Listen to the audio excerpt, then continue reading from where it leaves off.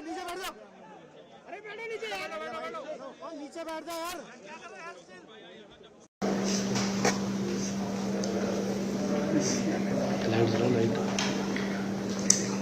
Sir, excuse me, sir.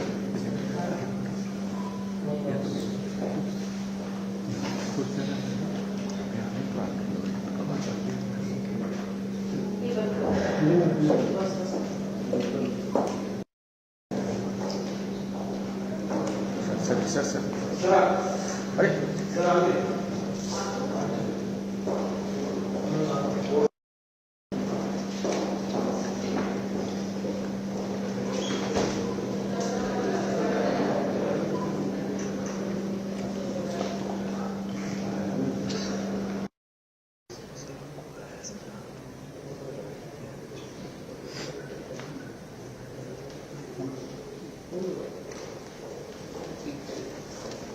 पीछे tab के साथ जो एक लाल रंग के बैग में रखा हुआ है, और हर बार इसी में नजरें होती हैं कि बजट भाषण के दौरान वित्त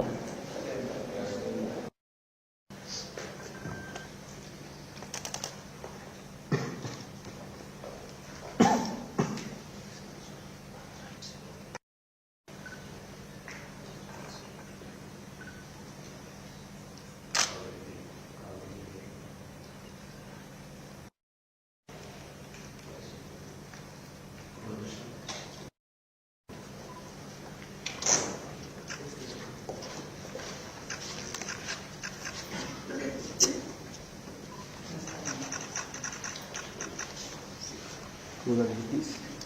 Yes, sir. Please go.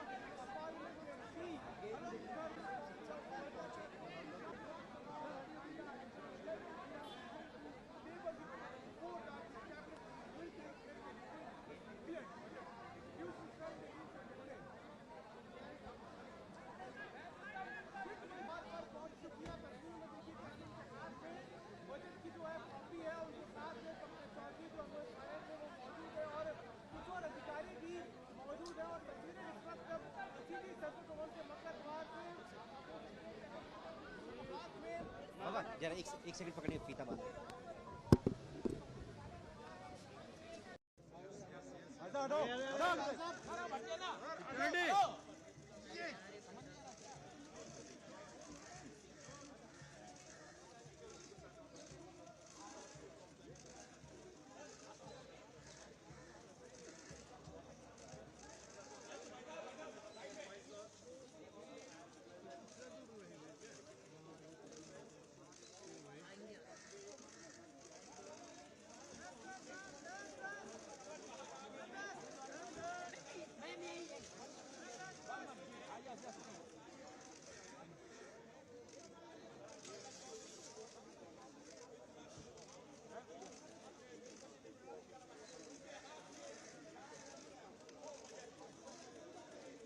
Madam सामने प्लीज। मैम सर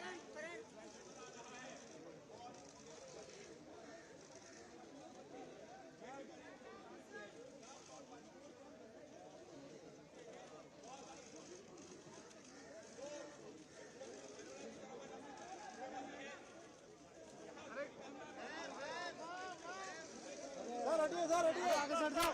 सर हटिए प्लीज।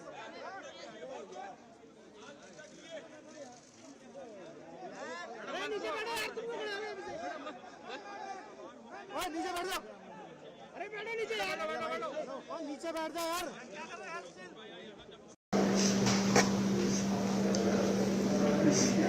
लाइट जलाओ light sir excuse me sir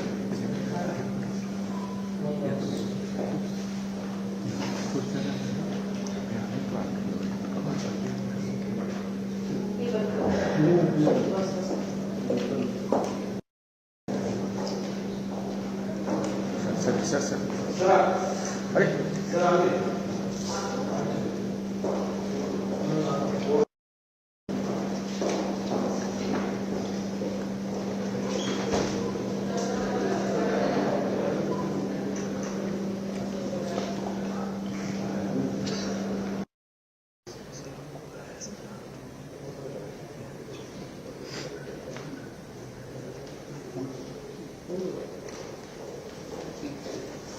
पीछे पीछे हो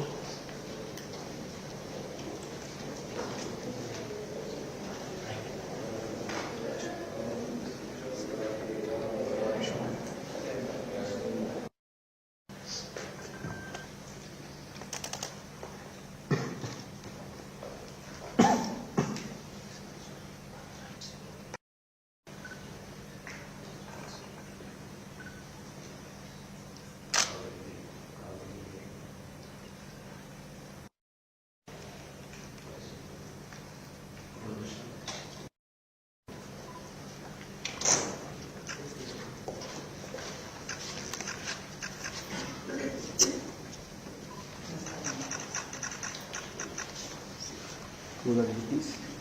Yes, sir. Please go.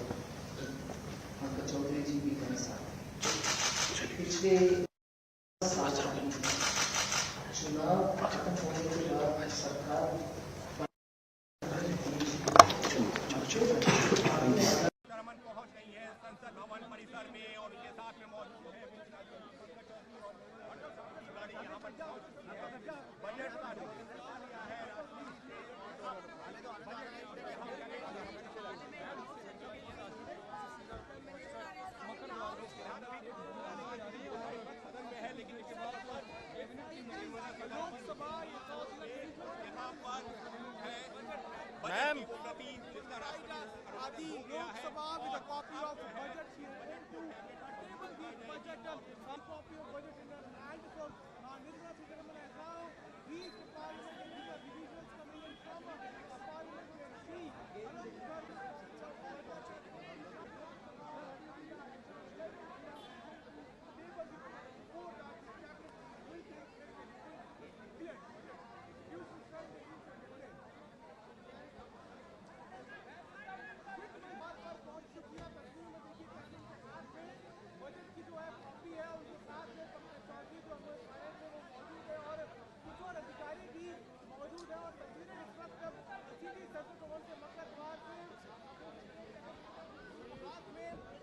जरा एक सेकंड पकड़िए फीता बांध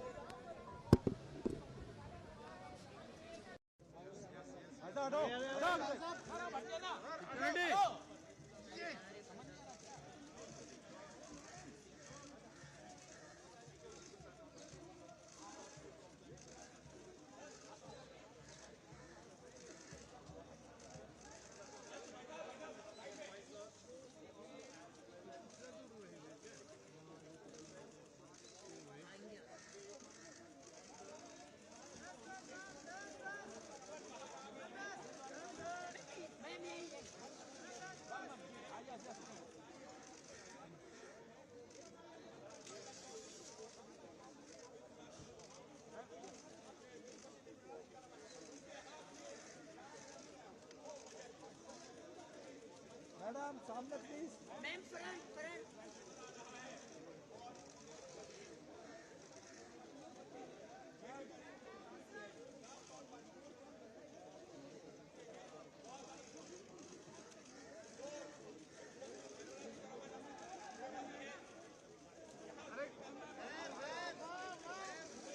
सर हटिए आगे सर जाओ सर हटिए प्लीज।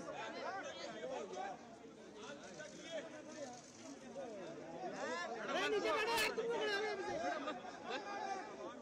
नीचे बैठ जाओ।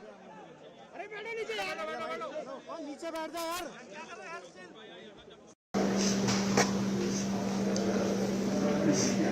लाइट जलाओ light. Sir excuse me sir.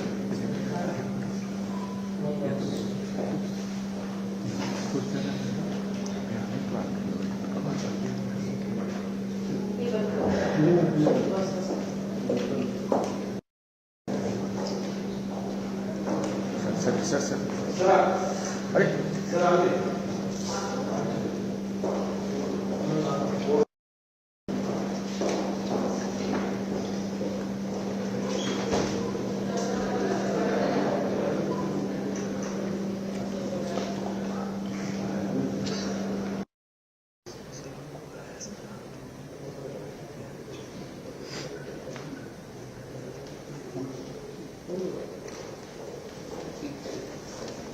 पीछे हो।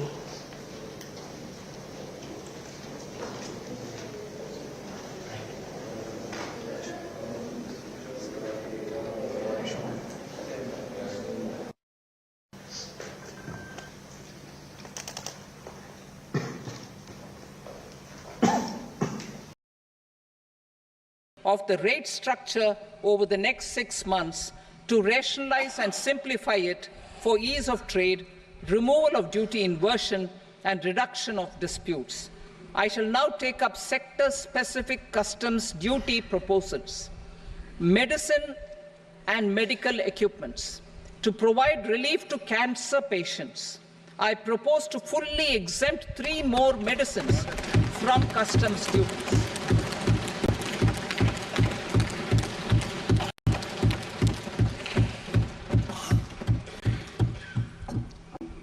I also propose changes in the BCD on X-ray tubes and flat panel detectors for use in medical X-ray machines under the phased manufacturing program so as to synchronize them with the domestic capacity addition. Mobile phone and related parts. With a 3-fold increase in domestic production, and almost a 100-fold jump in exports of mobile phones over the last 6 years, the Indian mobile industry has matured. In the interest of consumers, I now propose to reduce the BCD on mobile phone, mobile PCBA, and mobile charger to 15%. Minerals such as lithium, copper, cobalt, and rare earth elements are critical for sectors like nuclear energy, renewable energy, space, defense, telecommunications, and high-tech electronics. I propose to fully exempt customs duties on 25 critical minerals and reduce BCD on 2 of them.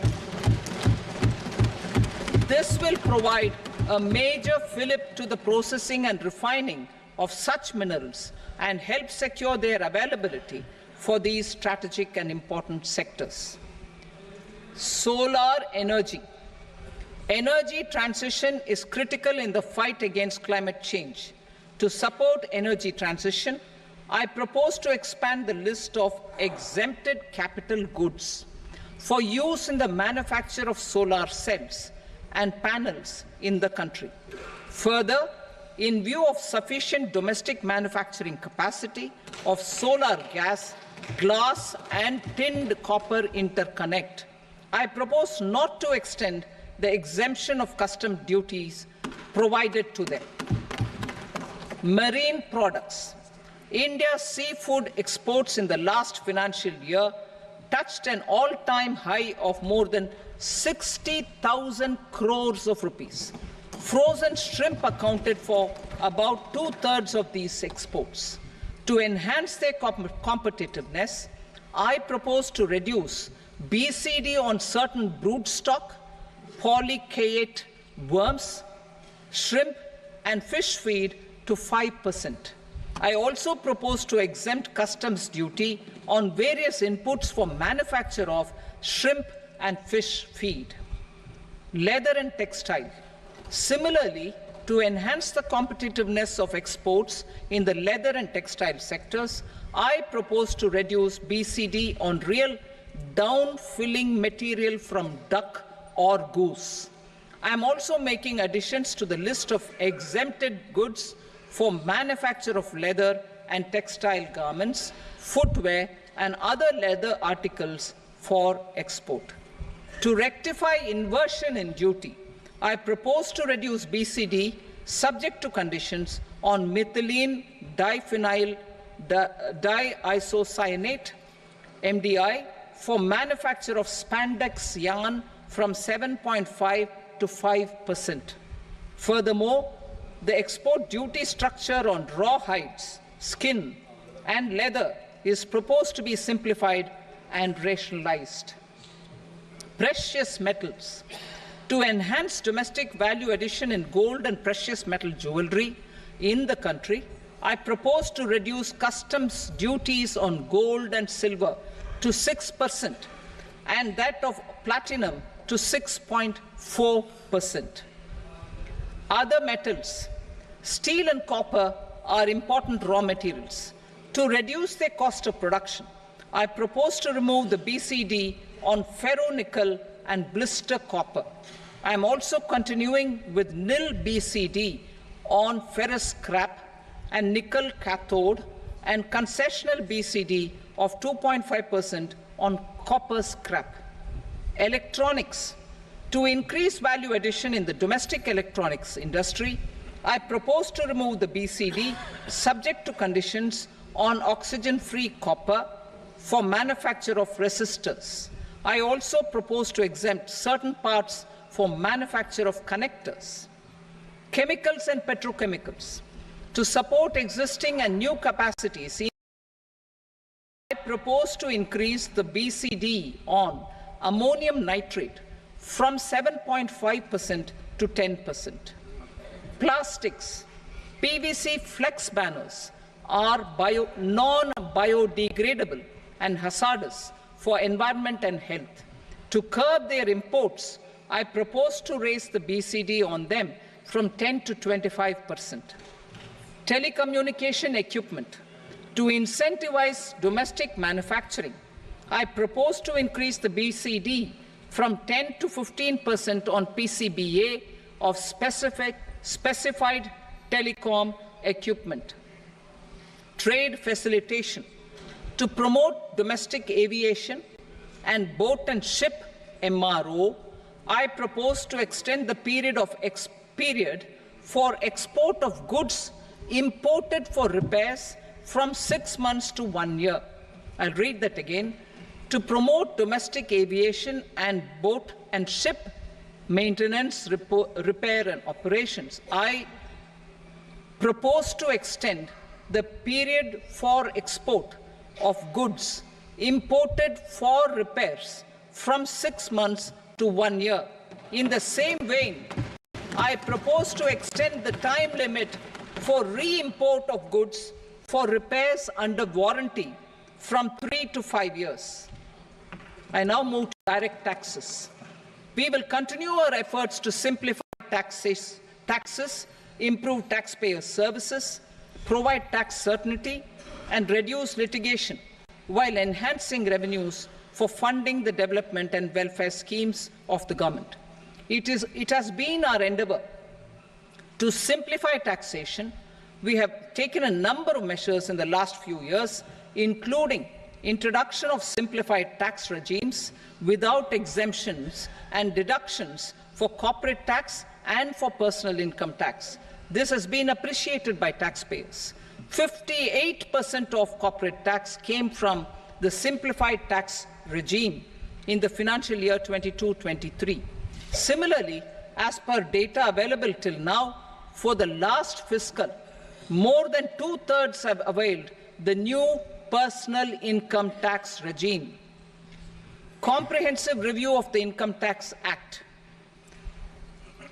I am now announcing a comprehensive review of the Income Tax Act 1961. The purpose is to make the Act concise, lucid, easy to read and understand. This will reduce disputes and litigation, thereby providing tax certainty to the taxpayers. I will also bring down the demand embroiled in litigation. It is proposed to be completed in 6 months. A beginning is being made in the Finance Bill by simplifying the tax regime for charities, tedious rate structures, provisions of reassessment and such provisions, and capital gains taxation. Simplification for charities and tedious. माननीय सदस्यगण,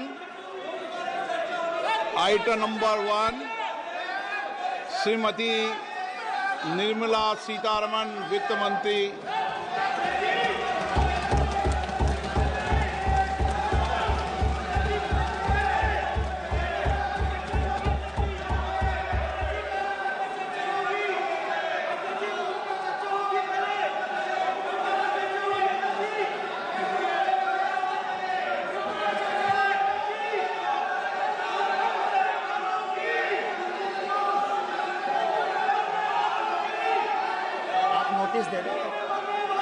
सदस्यगण, budget के बाद राज्यपाल अभिभाषण में आपको पर्याप्त दूंगा।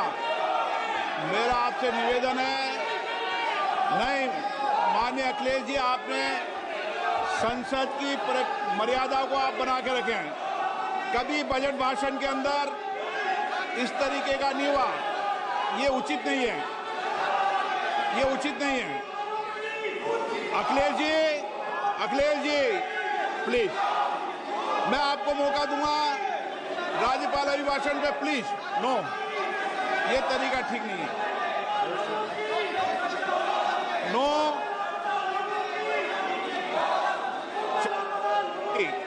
राज्यपाल अभिभाषण पे चर्चा होगी। नो तरीका। Honorable Speaker, I present the budget for 25-26. This budget continues our government's efforts to A. Accelerate growth, B. Secure inclusive development, C. Invigorate private sector investments, D. Uplift household sentiments, and E. Enhance spending power of India's rising middle class. Together, we embark on a journey to unlock our nation's tremendous potential for greater prosperity and global positioning under the leadership of Honorable Prime Minister Shri Narendra Modi.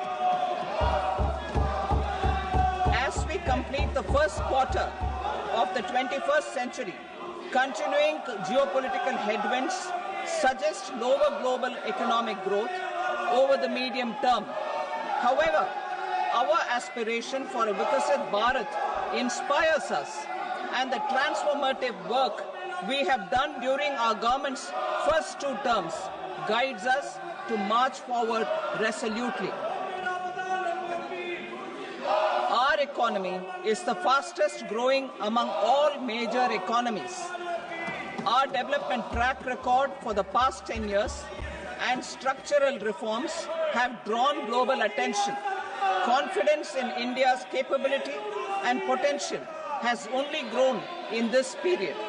We see the next 5 years as a unique opportunity to realize Sabka Vikas, stimulating balanced growth of all regions. The great Telugu poet and playwright Gurujada Apparao had said, "Deshamante matti kadoy, deshamante manushuloy," meaning a country is not just its soil, a country is its people. In line with this, for us, Vikasit Bharat encompasses zero poverty, 100% quality good school education, access to high quality, affordable and comprehensive health care, 100% skilled labor with meaningful employment, 70% women in economic activities, and farmers making our country the food basket of the world.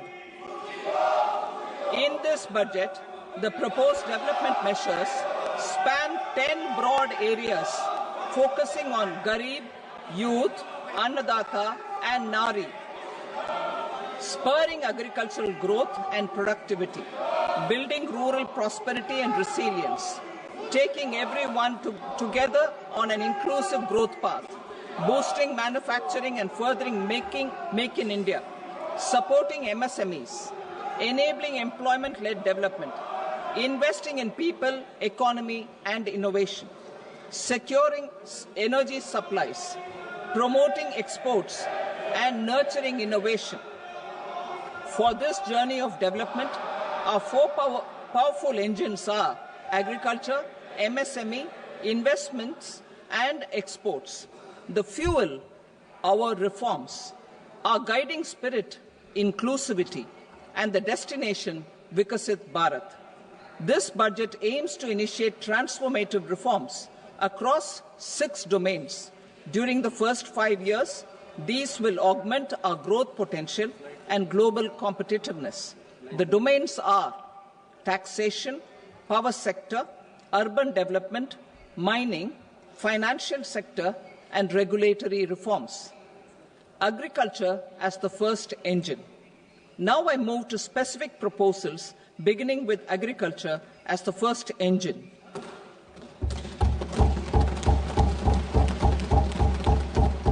Prime Minister Dhan Dhanya Krishi Yojana, developing agri-districts program.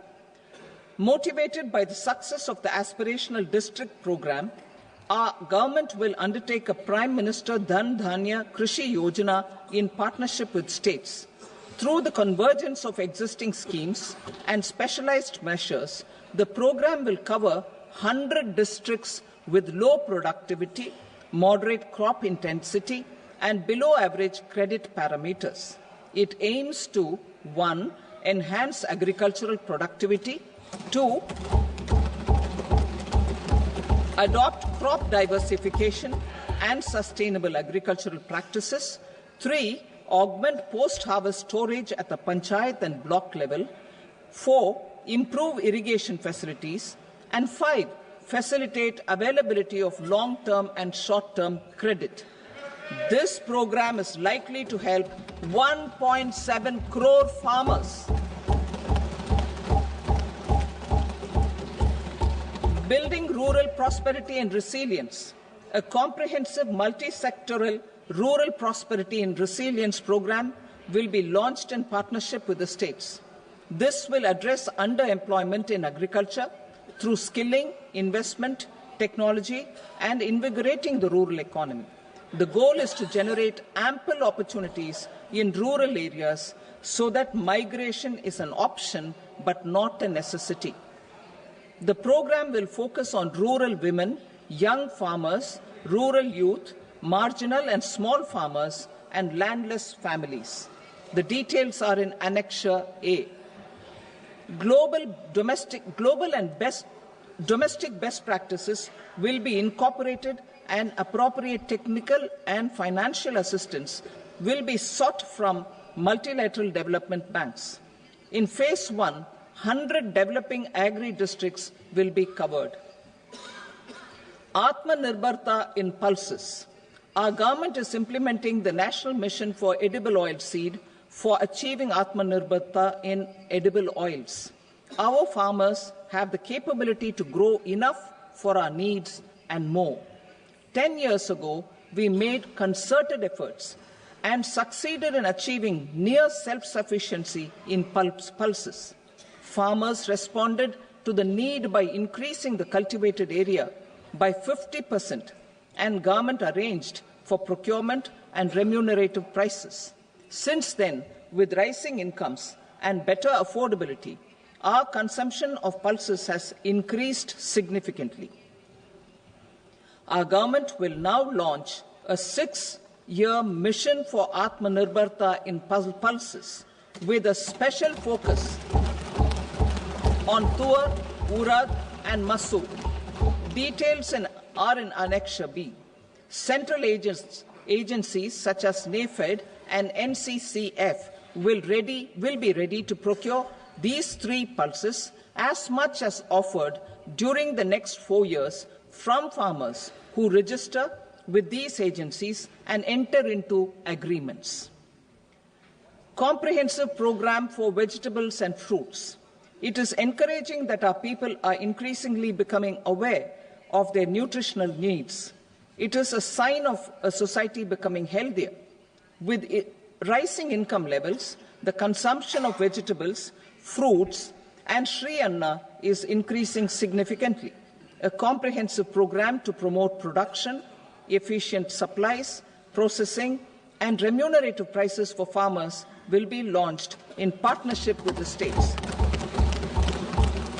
Appropriate institutional mechanisms for implementation and participation of farmer producer organizations and cooperatives will be set up. Makhana board in Bihar. For this, there is a special opportunity for the people of Bihar.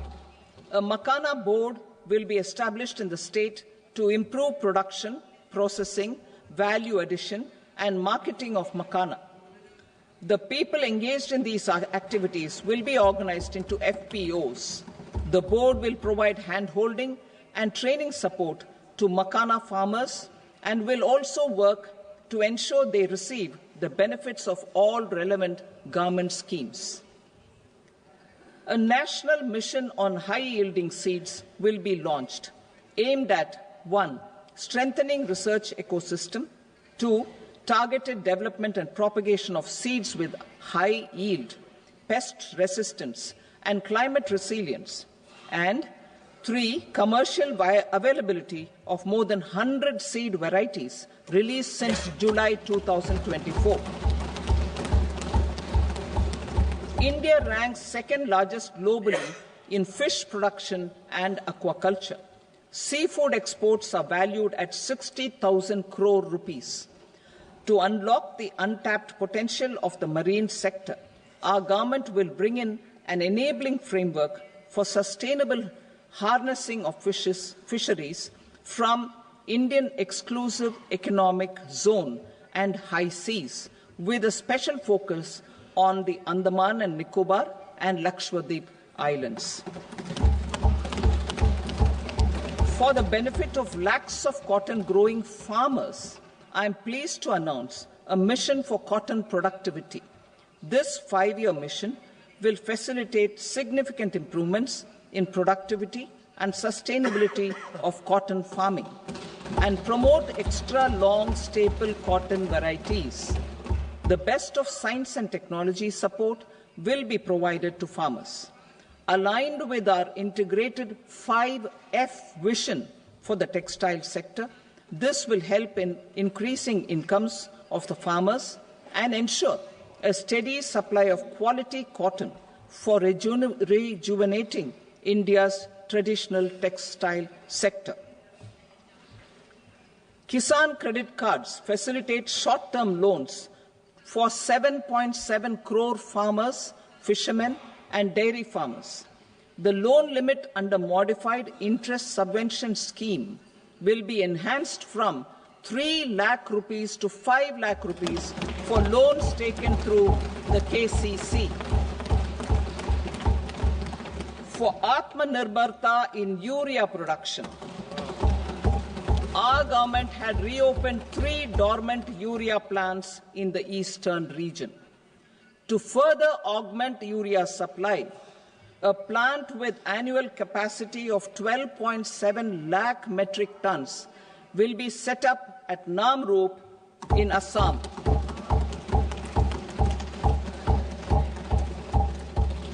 India Post, with 1.5 lakh rural post offices, complemented by the India Post Payment Bank and a vast network of 2.4 lakh Dak Sevaks, will be repositioned to act as a catalyst for the rural economy. Details are at Annexure C. India Post will also be transformed as a large public logistics organization. This will meet the rising needs of Vishwakarmas, new entrepreneurs, women, self-help groups, MSMEs, and the large business organizations. Our government will provide support to NCDC for its lending operations for the cooperative sector. MSMEs as the second engine. Now I move to MSMEs as the second engine, which encompasses manufacturing and services with a focus on MSMEs numbering 5.7 crores. Currently, over 1 crore registered MSMEs, employing 7.5 crore people and generating 36% of our manufacturing, have come together to position India as a global manufacturing hub. With their quality products, these MSMEs are responsible for 45% of our exports.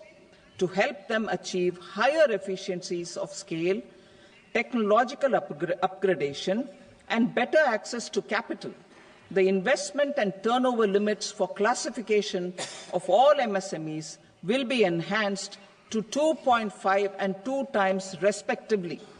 This will give them the confidence to grow and generate employment for our youth. The details are given in Annexure D. To improve access to credit, the credit guarantee cover will be enhanced. First, for micro and small enterprises from 5 crore to 10 crore rupees, leading to additional credit of 1.5 lakh crores in the next 5 years. Second, for startups from 10 crore rupees to 20 crore rupees, with the guarantee fee being moderated to 1% for loans in 27 focus sectors which are important for Atmanirbhar Bharat. And for well-run exporter MSMEs, for term loans up to 20 crore rupees. Also for the micro enterprises, we will introduce customized credit cards with a 5 lakh rupee limit for micro enterprises registered on Udyam portal. In the first year, 10 lakh such cards will be issued. Fund of funds for startups. The Alternate Investment Fund, AIFs, for startups have received commitments of more than 91,000 crores rupees. These are supported by the Fund of Funds set up with the Government of India's contribution of 10,000 crore rupees. Now, a new Fund of Funds with expanded scope and a fresh contribution of another 10,000 crore rupees will be set up. A new scheme will be launched for 5 lakh women, scheduled castes and scheduled tribes, first-time entrepreneurs. This will provide term loans up to 2 crore rupees during the next 5 years. The scheme will incorporate lessons from the successful Stand Up India scheme. Online capacity building for entrepreneurship and managerial skills will also be organized. Measures for labor-intensive sectors. To promote employment and entrepreneurship opportunities in labor-intensive sectors, our government will undertake specific policy and facilitation measures. To enhance the productivity, quality, and competitiveness of India's footwear and leather sector, a focused product scheme will be implemented. The scheme will support design capacity, component manufacturing, and machinery required for production of non-leather quality footwear, besides the support for leather footwear and products. The scheme is expected to facilitate employment for 22 lakh persons, generate over 4 lakh crore rupees, and exports of over 1.1 lakh crore rupees. Measures for the toys sector. Building on the National Action Plan for Toys, we will implement a scheme to make India a global hub for toys. The scheme will focus on development of clusters, skills, and a manufacturing ecosystem that will create high-quality, unique, innovative, and sustainable toys that will represent the Made in India brand. Support for food processing. In line with our commitment towards Purvodaya, we will establish a National Institute of Food Technology, Entrepreneurship and Management in Bihar. The institute will provide a strong fillip to food processing activities in the entire eastern region. This will result in 1.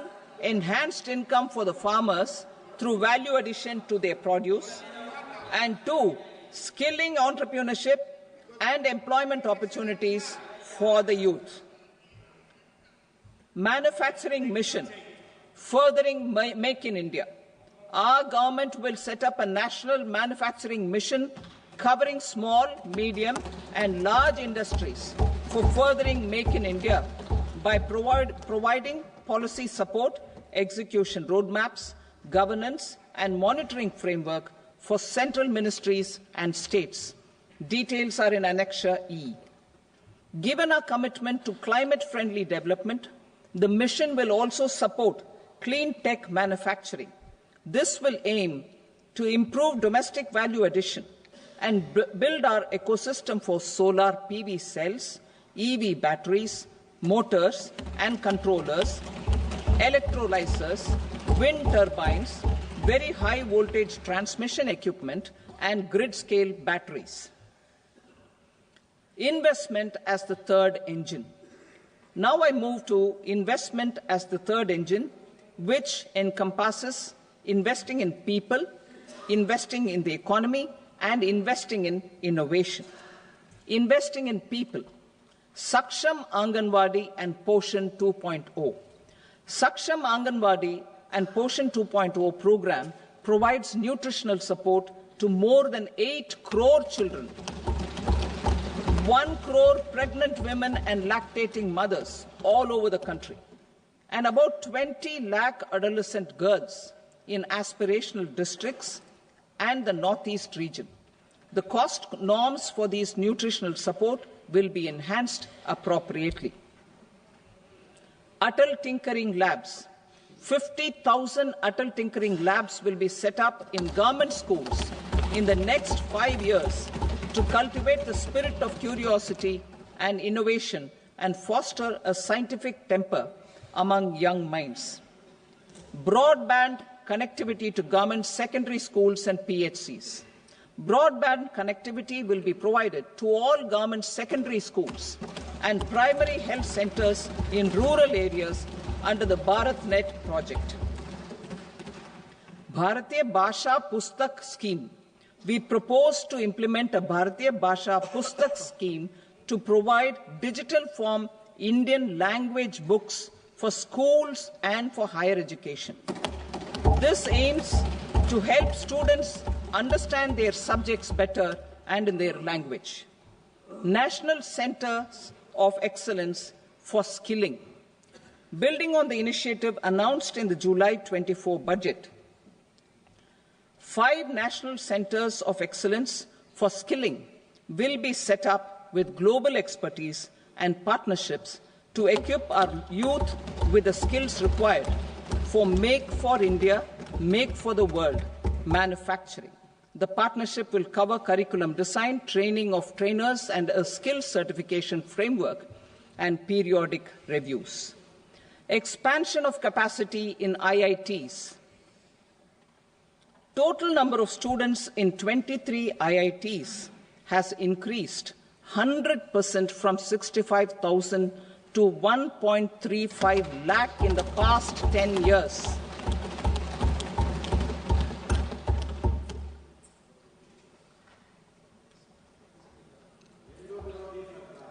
additional infrastructure will be created in the 5 IITs started after 2014 to facilitate education for 6,500 more students. Hostel and other infrastructure capacity at IIT Patna will also be expanded.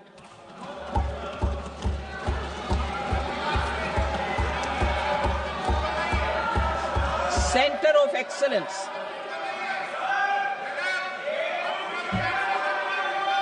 Center of Excellence in AI for Education. I had announced 3 centers of excellence in artificial intelligence for agriculture, health, and sustainable cities in 2023. Now a center of excellence in artificial intelligence for education will be set up with a total outlay of 500 crores. Expansion of medical education. Our government has added almost 1.1 lakh undergraduate and postgraduate medical education seats in 10 years, an increase of 130%. In the next year, 10,000 additional seats will be added in medical colleges and hospitals towards the goal of adding 75,000 seats in the next 5 years. Daycare cancer centers in all district hospitals. Our government will facilitate setting up of daycare cancer centers in all district hospitals in the next 3 years. 200 centers will be established in 25-26 itself. Strengthening urban livelihoods. Our government has been giving priority to assisting urban poor and vulnerable groups. A scheme for socio-economic upliftment of urban workers will be implemented to help them improve their incomes, have sustainable livelihoods, and a better quality of life. PM Swanidhi scheme has benefited more than 68 lakh street vendors, giving them respite from high-interest informal sector loans. Building on this success, the scheme will be revamped with enhanced loans from banks, UPI-linked credit cards with 30,000 rupees limit, and capacity building support. Social Security Scheme for welfare of online platform workers. Gig workers of online platforms provide great dynamism to the new age services economy. Recognizing their contribution, our government will arrange for their identity cards and registration on the e-Shram portal. They will be provided healthcare under PM Jan Arogya Yojana. This measure is likely to assist nearly 1 crore gig workers.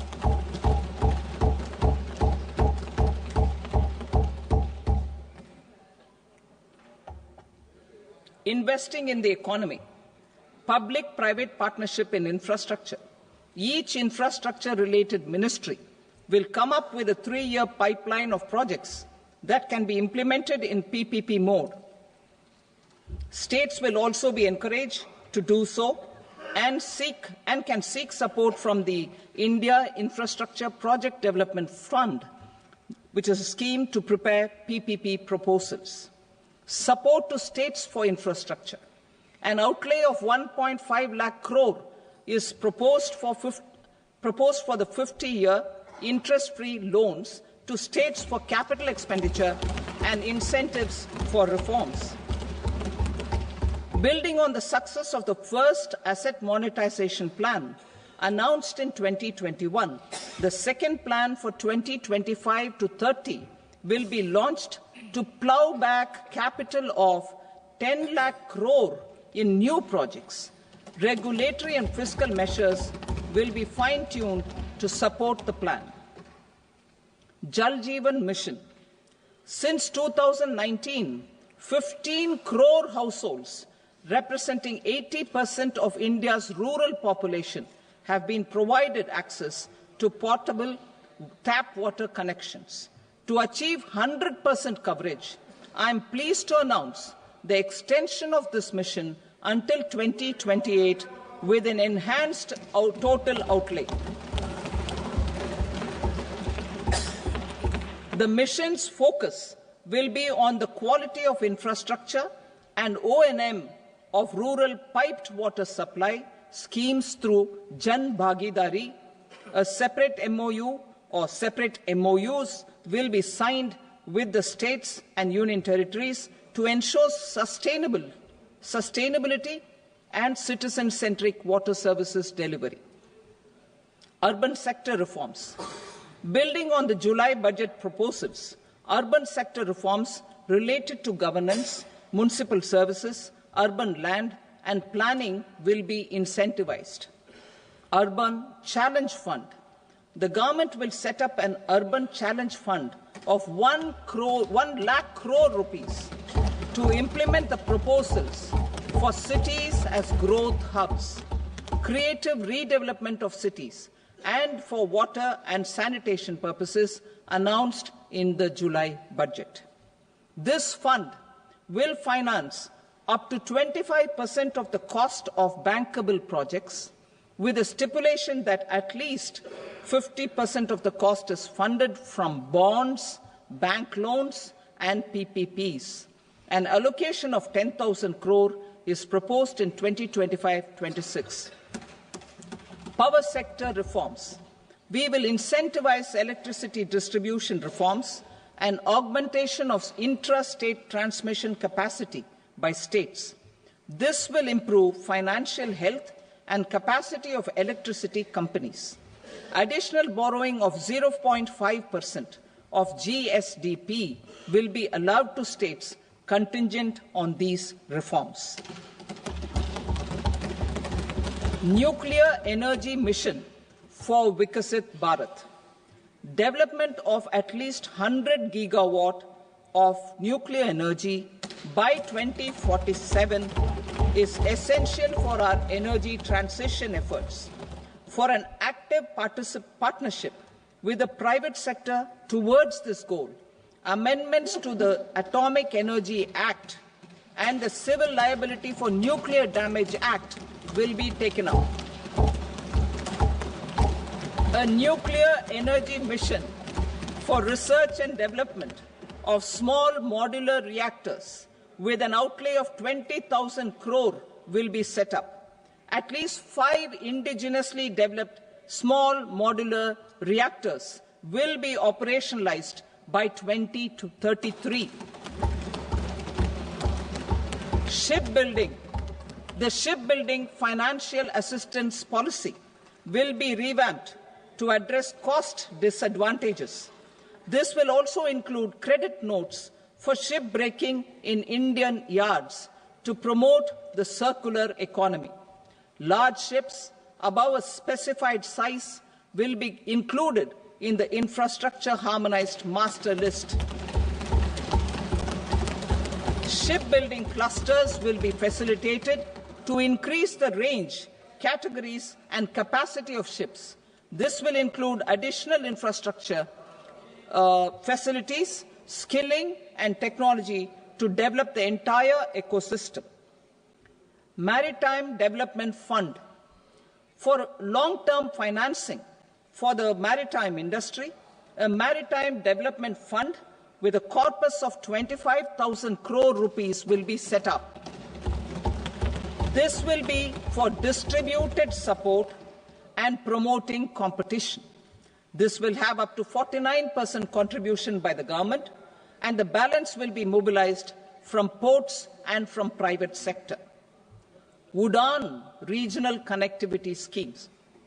UDAN has enabled 1.5 crore middle-class people to meet their aspirations for speedier travel. The scheme has connected 88 airports, and operationalized 619 routes. Inspired by that success, a modified UDAN scheme will be launched to enhance regional connectivity to 120 new destinations and carry 4 crore passengers in the next 10 years. 4 crore additional passengers in the next 10 years. The scheme will also support helipads and smaller airports in hilly, aspirational and northeast regional districts. Greenfield airports will be facilitated in Bihar to meet the future needs of the state. These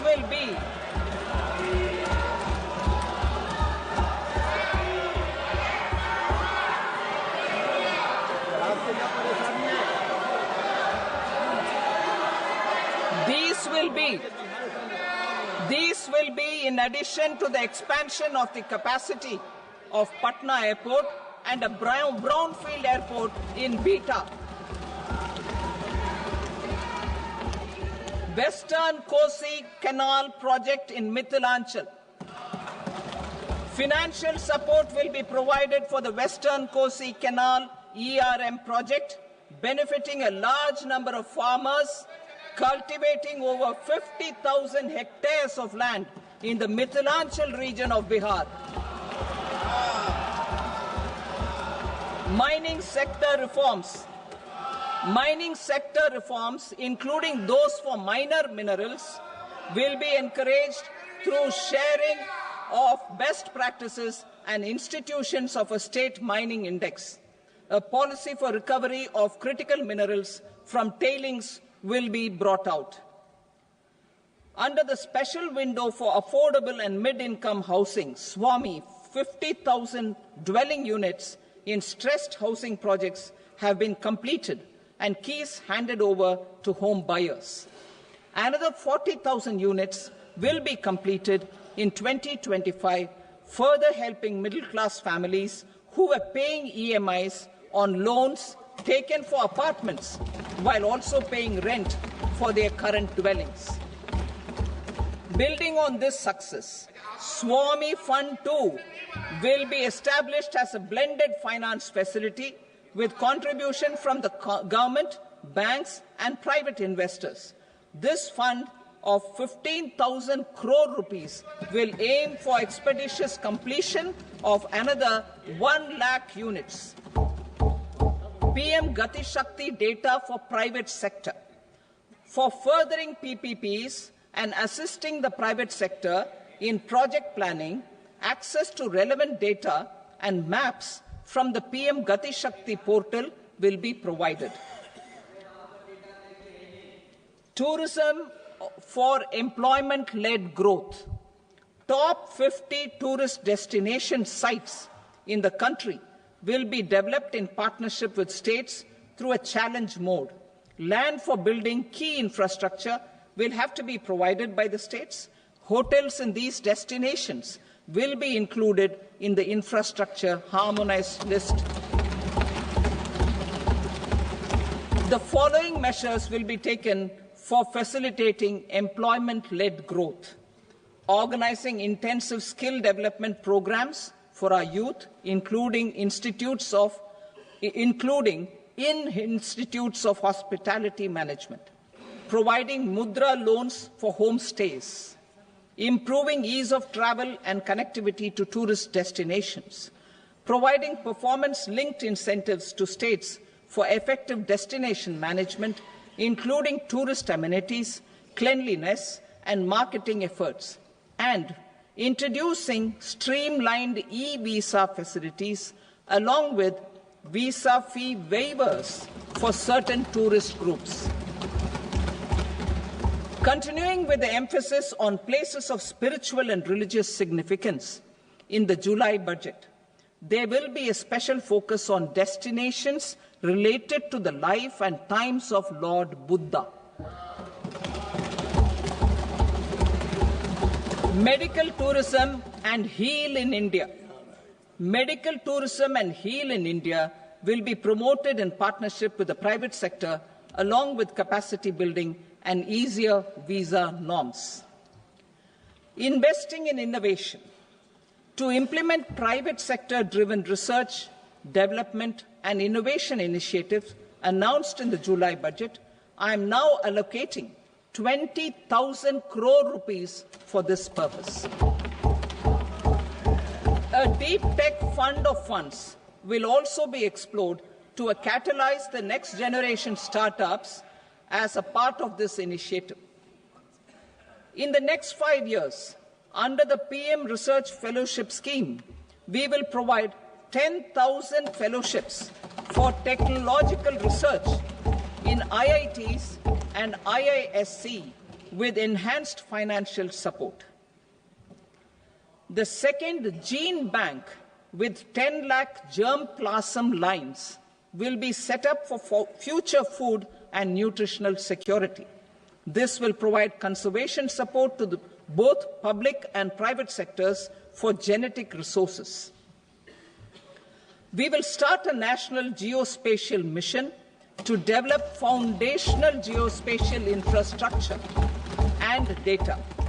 Using PM Gati Shakti, this mission will facilitate modernization of land records, urban planning, and design of infrastructure projects. A Gyan Bharatam mission for survey, documentation, and conservation of our manuscript heritage with academic institutions, museums, libraries, and private collectors will be undertaken to cover more than 1 crore manuscripts. We will set up a national digital repository of Indian knowledge systems for knowledge sharing. Now I move to exports as the fourth engine. We will set up an export promotion mission with sectoral and ministerial targets driven jointly by the Ministries of Commerce, MSME, and Finance. It will facilitate easy access to export credit, cross-border factoring support, support to MSMEs to tackle non-tariff measures in overseas markets. A digital public infrastructure, Bharat Trade Net, for international trade will be set up as a unified platform for trade documentation and financing solutions. This will complement the Unified Logistics Interface platform. The BTN will be aligned with international practices. Support will be provided to develop domestic manufacturing capacities for our economy's integration with global supply chains. Sectors will be identified based on objective criteria. Facilitation groups with participation of senior officers and industry representatives will be formed for select products and supply chains. Through this, there are huge opportunities related to Industry 4.0, which needs high skills and talent. Our youth have both. Our government will support the domestic electronic equipment industry to leverage this opportunity for the benefit of our youth. A national framework will be formulated as guidance to states for promoting global capability centers in emerging Tier 2 cities. This will suggest measures for enhancing availability of talent and infrastructure, building bylaw reforms, and mechanisms for collaboration with industry. Our government will facilitate upgradation of infrastructure and warehousing for air cargo, including high-value perishable horticultural produce. Cargo screening and customs protocol will be streamlined and made user-friendly. Reforms as the fuel. Over the past 10 years, our government has implemented several reforms for convenience of taxpayers, such as faceless assessment, 2, taxpayer charter, 3, faster returns, 4, almost 99% returns being on self-assessment, and 5, Vivad Se Vishwas scheme.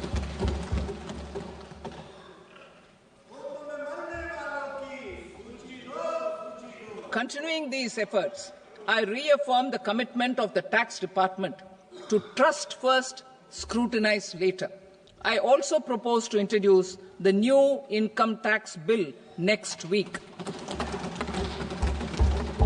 I will detail the indirect tax reforms and changes in direct taxes in Part B. Financial sector reforms.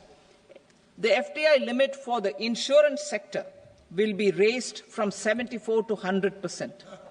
This enhanced limit will be available for those companies which invest the entire premium in India. The current guardrails and conditionalities associated with foreign investment will be reviewed and simplified.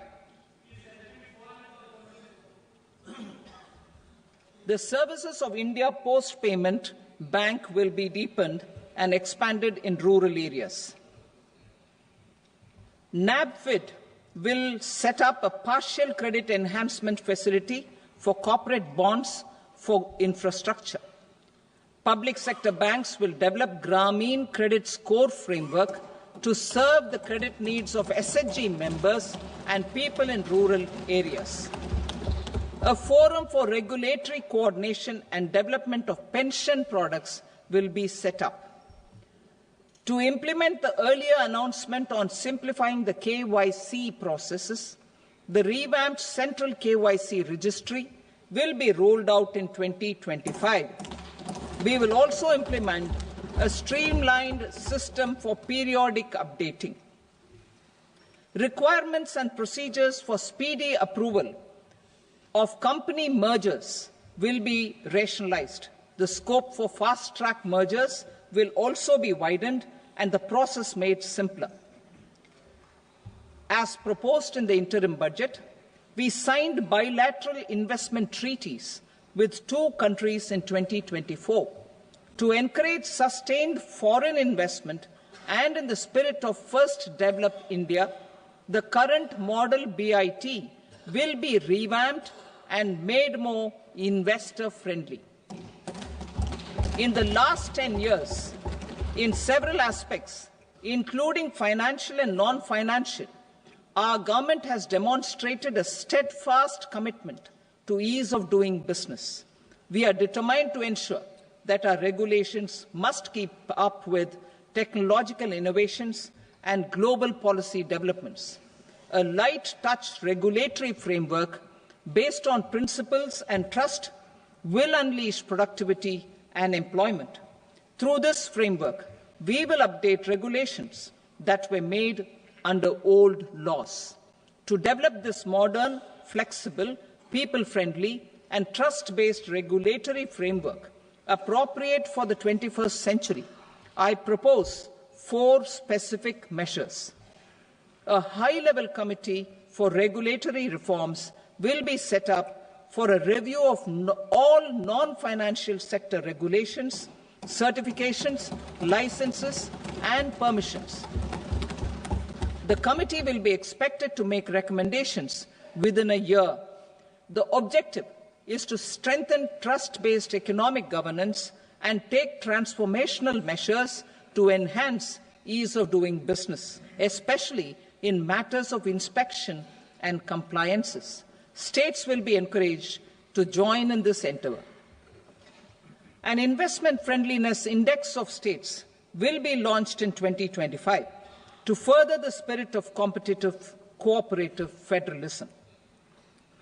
Under the Financial Stability and Development Council, a mechanism will be set up to evaluate impact of the current financial regulations and subsidiary instructions. It will also formulate a framework to enhance their responsiveness and development of the financial sector.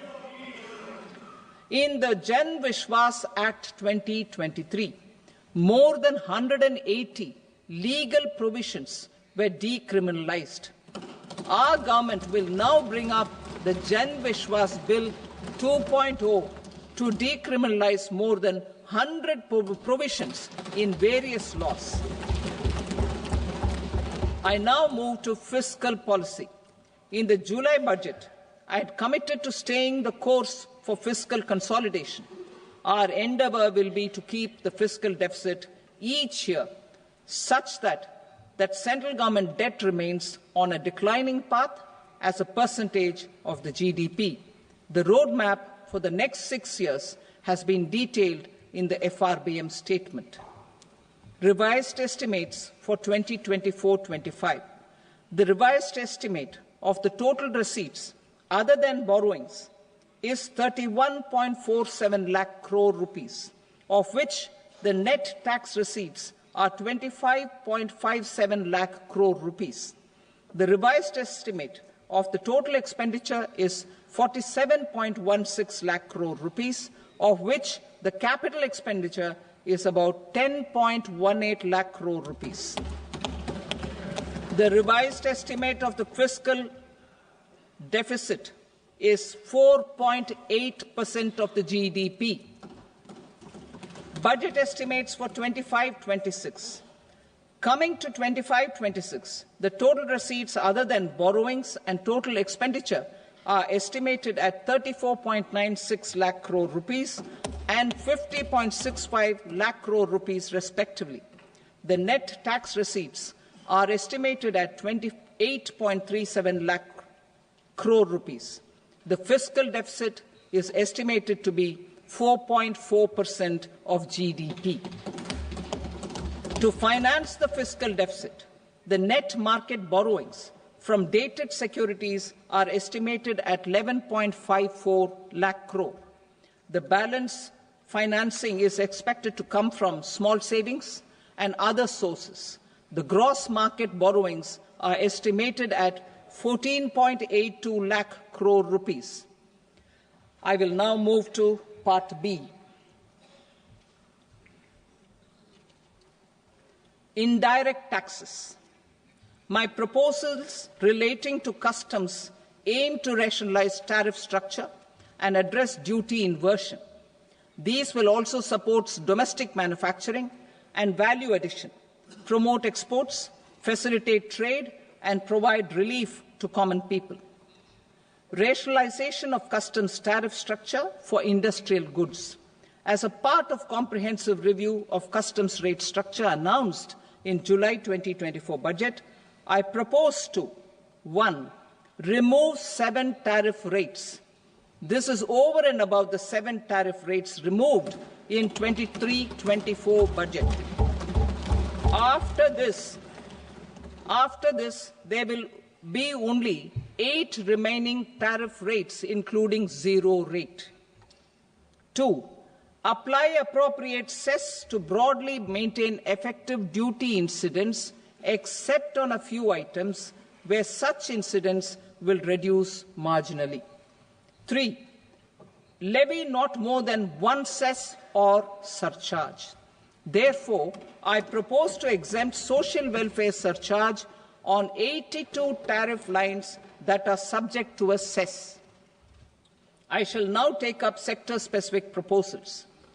To provide relief to patients, particularly those suffering from cancer, rare diseases, and other severe chronic diseases, I propose to add 36 life-saving drugs and medicines to the list of medicines fully exempted from basic custom duty.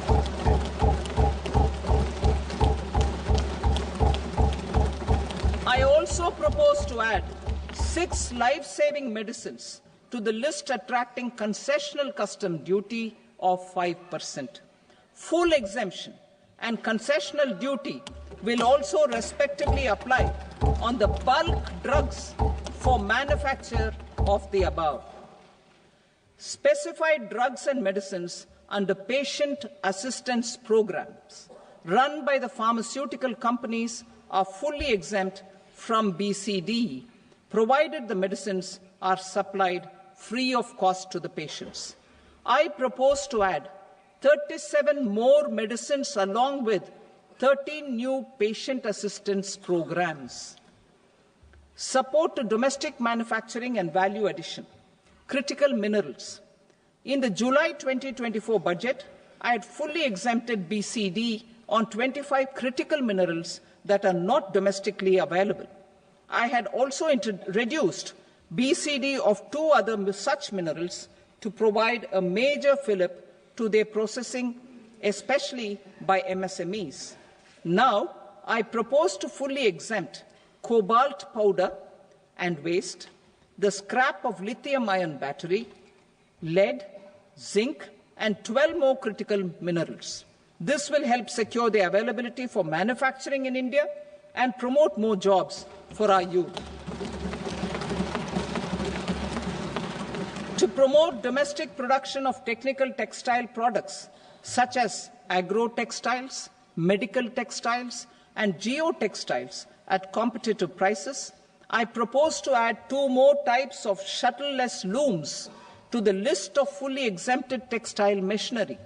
I also propose to revise the BCD rate on knitted fabrics covered by 9 tariff lines from 10 or 20 to 20% or 115 rupees per kg, whichever is higher. Electronic goods. In line with our Make in India policy and to rectify inverted duty structure, I propose to increase the BCD on interactive flat panel display from 10% to 20% and reduce the BCD to 5% on open cell and other components. In 23-24 budget, for the manufacture of open cells of LCD, LED TVs, I had reduced the BCD on parts of open cells from 5% to 2.5%. To further boost the manufacture of such open cells, the BCD on these parts will now stand exempted. Lithium-ion battery. To the list of exempted capital goods, I propose to add 35 additional capital goods for EV battery manufacturing and 28 additional capital goods for mobile phone battery manufacturing. This will boost domestic manufacture of lithium-ion batteries, both for mobile phones and for electric vehicles. Shipping sector. Considering that shipbuilding has a long gestation period, I propose to continue the exemption of BCD on raw materials, components, consumables, or parts for the manufacture of ships for another 10 years.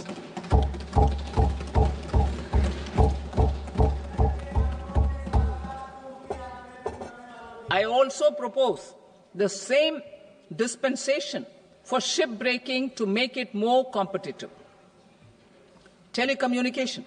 To prevent classification disputes, I propose to reduce the BCD from 20% to 10% on carrier-grade Ethernet switches to make it at par with non-carrier-grade Ethernet switches.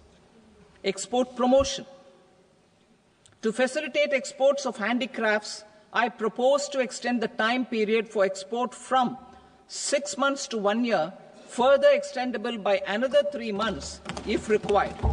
I also propose to add 9 items to the list of duty-free inputs. Leather sector. I propose to fully exempt BCD on wet blue leather to facilitate imports for domestic value addition and employment. I also propose to exempt crust leather from 20% export duty to facilitate exports by small tanners. Marine products. To enhance India's competitiveness in the global seafood market, I propose to reduce BCD from 30% to 5% on frozen fish paste, surimi, for manufacture and export of its analog products. I also propose to reduce BCD from 15% to 5% on fish hydrolysates for manufacture of fish and shrimp feed. In July 2024 budget, to promote development of domestic MROs for aircraft and ships, I had extended the time limit for export of foreign origin goods that were imported for repairs from 6 months to 1 year and further extendable by 1 year. I now propose to extend the same dispensation for railway goods. Time limit for provisional assessment.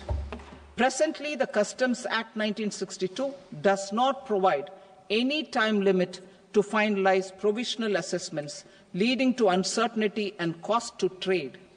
As a measure of promoting ease of doing business, I propose to fix a time limit of 2 years, extendable by a year, for finalizing the provisional assessment.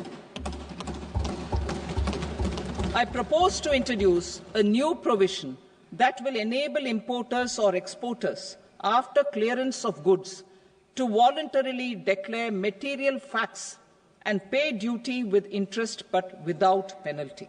This will incentivize voluntary compliance. However, this will not apply in cases where department has already initiated audit or investigation proceedings. For industry to better plan their imports, I propose to extend the time limit for the end use of imported inputs in the relevant rules from 6 months to 1 year.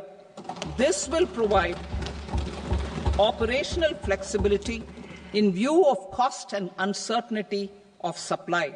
Further, such importers will now have to file only quarterly statements instead of a monthly statement.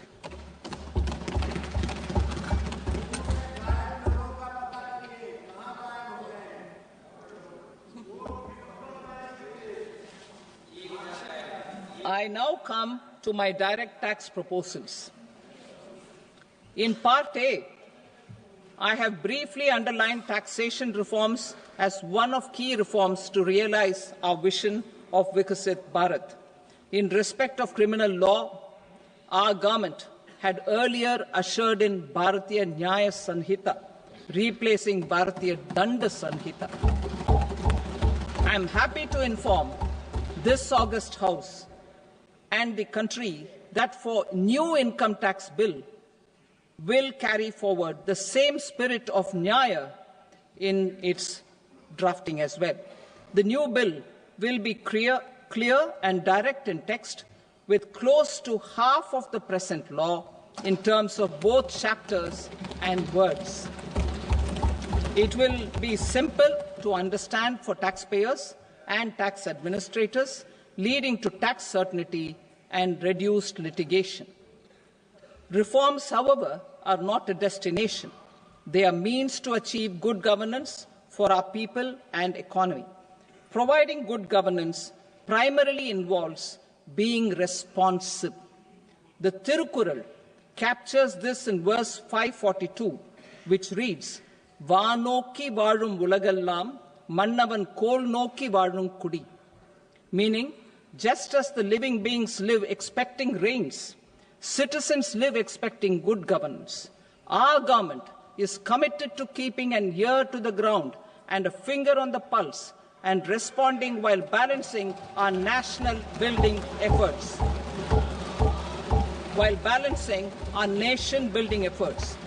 The following measures will detail just how our government will, under the guidance of PM Modi, has taken steps to understand and address. I repeat that sentence, sir.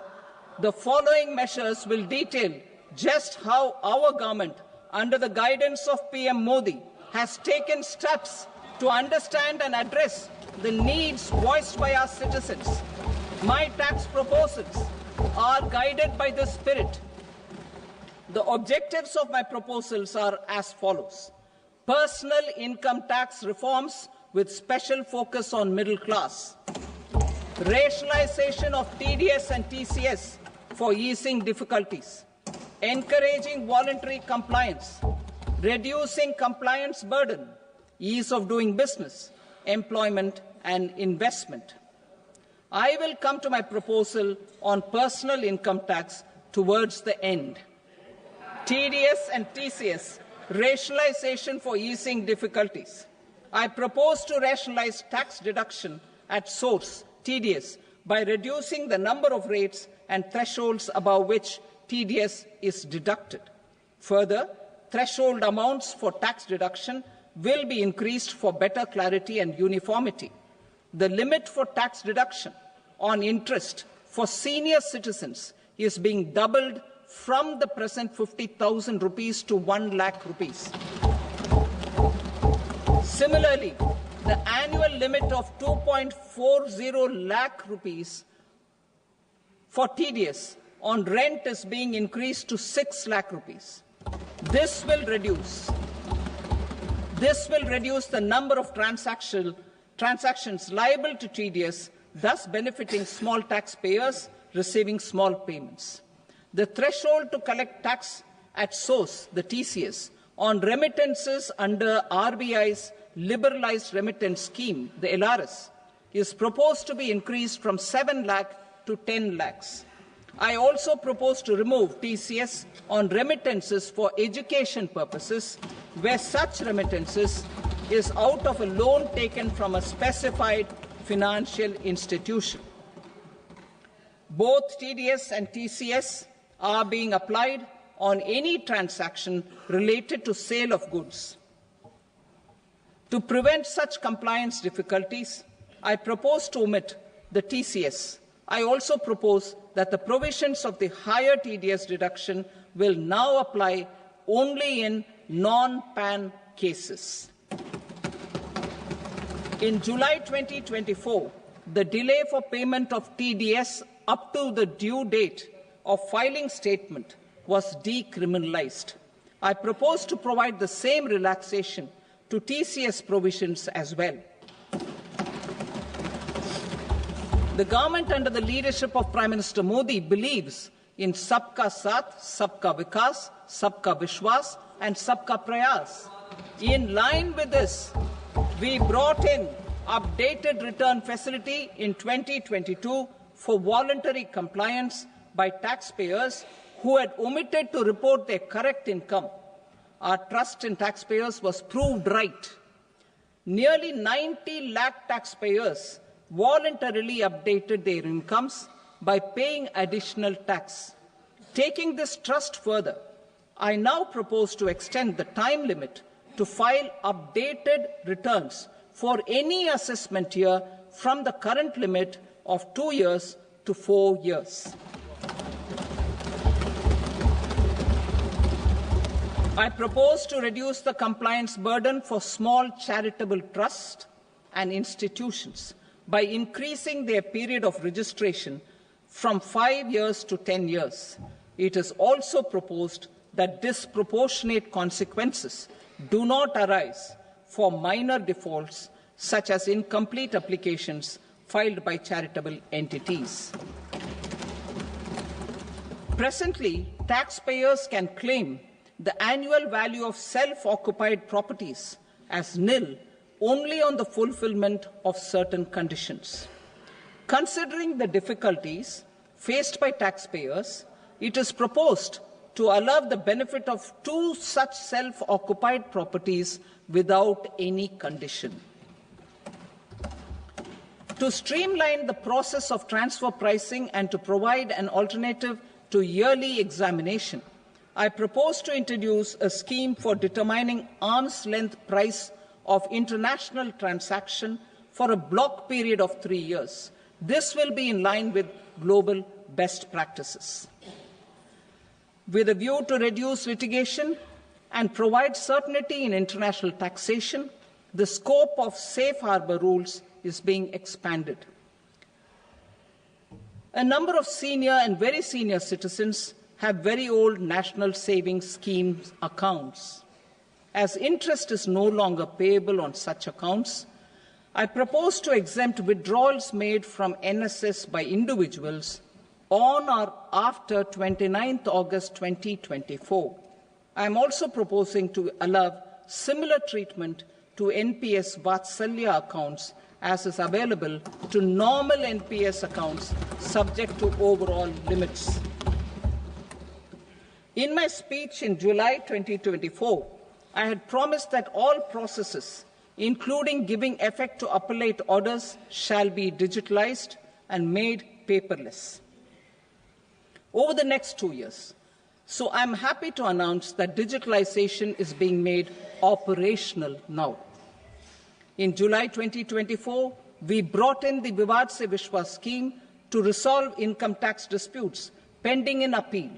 The scheme has received a great response, with nearly 33,000 taxpayers having availed of the scheme to settle their disputes. I have a few proposals to promote investment and employment. It is proposed to provide a presumptive taxation regime for non-residents who provide services to a resident company that is establishing or operating an electronics manufacturing facility. I further propose to introduce a safe harbour for tax certainty for non-residents who store components for supply to specified electronics manufacturing units. Presently, the tonnage tax scheme is available only to sea-going ships. The benefits of existing tonnage tax scheme are proposed to be extended to inland vessels registered under the Indian Vessels Act 2021 to promote inland water transport in the country. Extension for incorporation of startups. We continue to support the Indian startup ecosystem. I propose to extend the period of incorporation by 5 years to allow the benefit available to startups which are incorporated before 1/4/2030. In order to attract and promote additional activities in the IFSC, I am inter alia proposing specific benefits to ship leasing units, insurance offices, and treasury centres of global companies which are set up in IFSC. Further, to claim benefits, the cut-off date for commencement in IFSC has also been extended by 5 years to 31/3/2030. Category 1 and Category 2 AIFs are undertaking investments in infrastructure and other such sectors. I propose to provide certainty of taxation to these entities on the gains from securities, to promote funding from sovereign wealth funds and pension funds to the infrastructure sector. I propose to extend the date of making an investment by 5 more years up to 31st March 2030.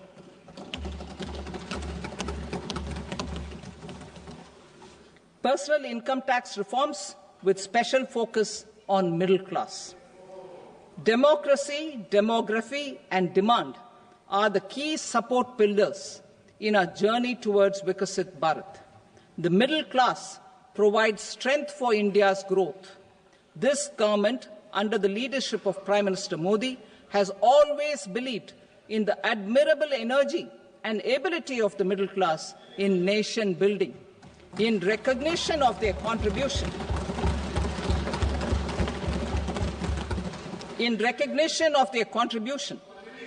we have periodically reduced their tax burden. Right after 2014, the nil tax slab was raised to 2.5 lakhs of rupees, which was further raised to 5 lakh rupees in 2019 and to 7 lakh rupees in 2023. This is reflective of our government's trust on the middle-class taxpayers. I am now happy to announce that there will be no income tax payable up to income of 12 lakh rupees.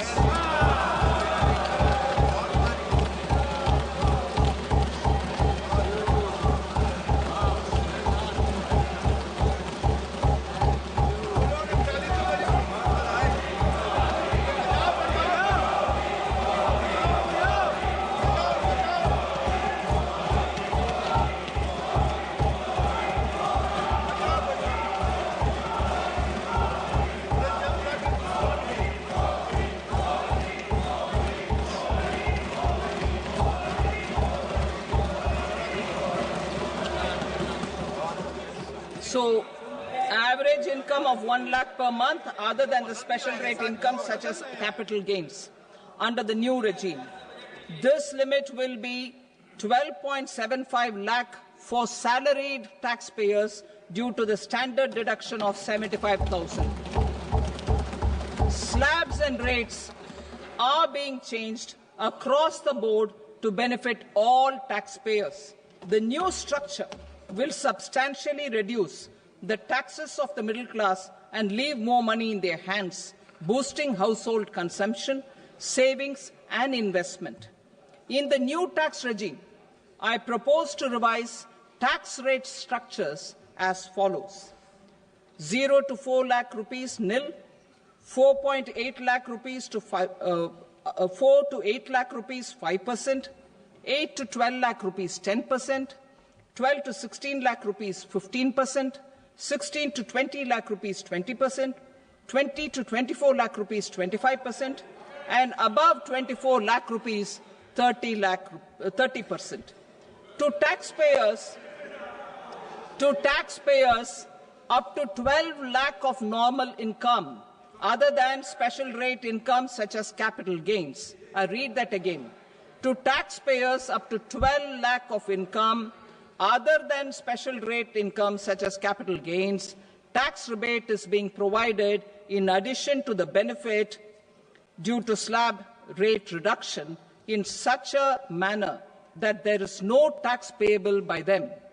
The total tax benefit of slab rate changes and rebate at different income levels can be illustrated with a few examples.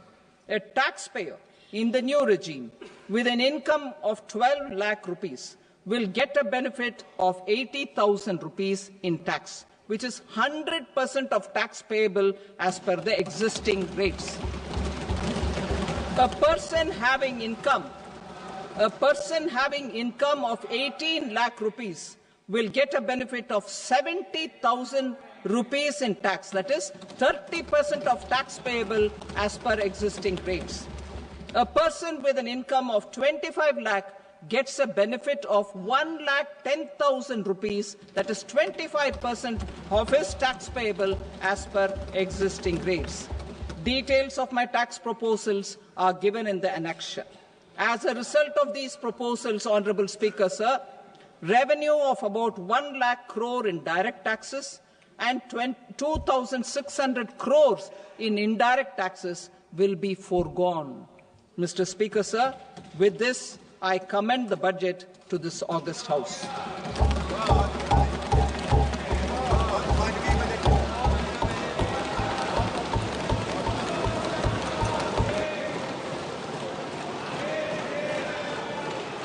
Item number 2 Shrimati Nirmala Sitharaman.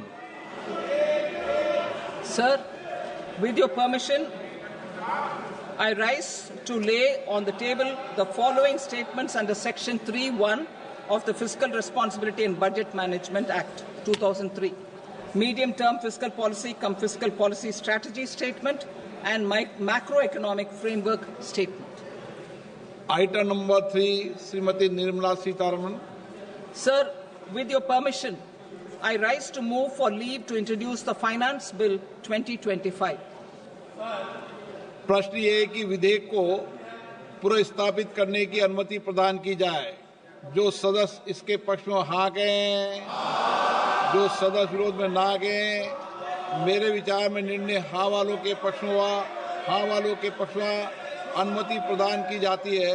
माननीय मंत्री जी अब विधेयक को पुनर्स्थापित करें. Sir, I introduce the bill. Thank you. सभा की कार्रवाई सोमवार दिनांक 3 फरवरी 2025 को प्राप्त 11 बजे तक के लिए स्थगित की जाती है.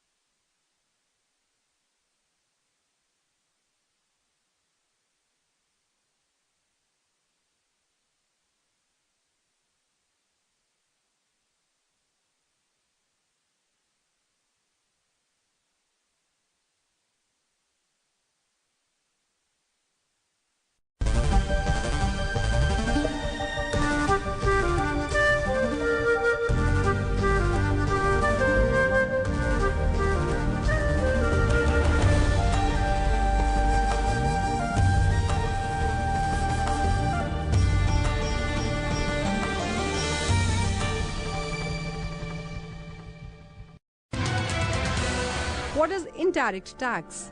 In the case of indirect tax, the burden of tax can be shifted by the taxpayer to someone else. Indirect tax has the effect of raising the price of the products on which they are imposed.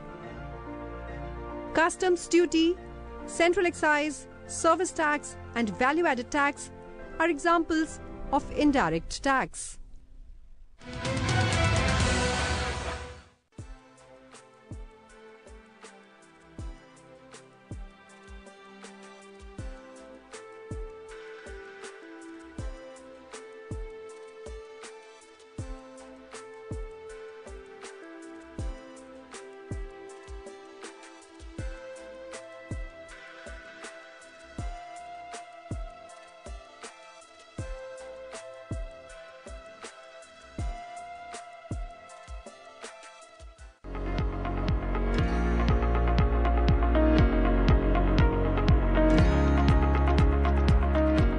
Mahatma Gandhi एक प्रखर लेखक और संपादक भी थे।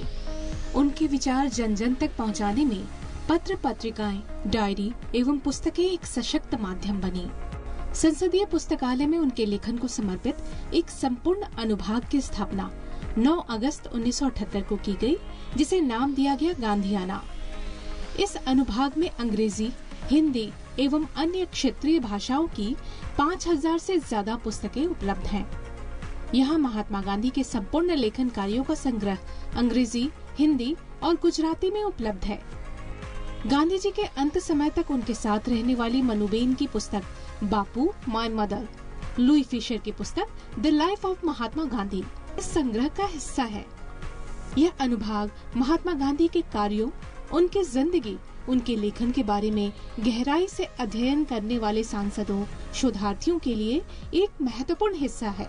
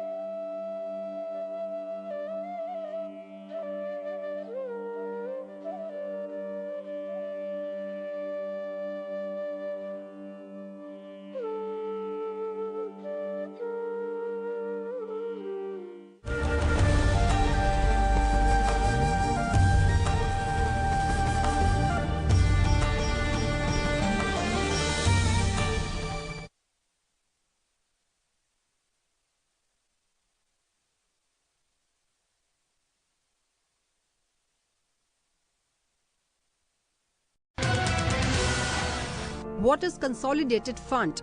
The Consolidated Fund is made up of all revenues and loans raised by the government. It also includes receipts from recoveries of loans granted by it. All government expenses are paid out of the Consolidated Fund. No amount can be withdrawn from this fund without Parliament's approval.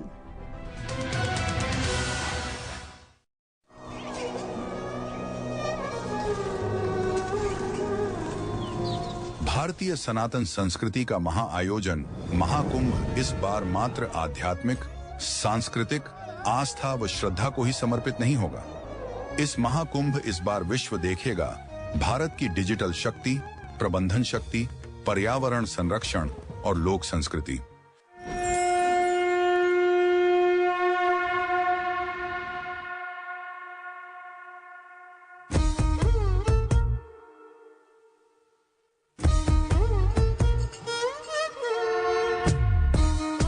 Digital शक्ति से lace Mahakumbh में यात्रियों के लिए है digital सहायक, जो 10 विभिन्न भाषाओं में Mahakumbh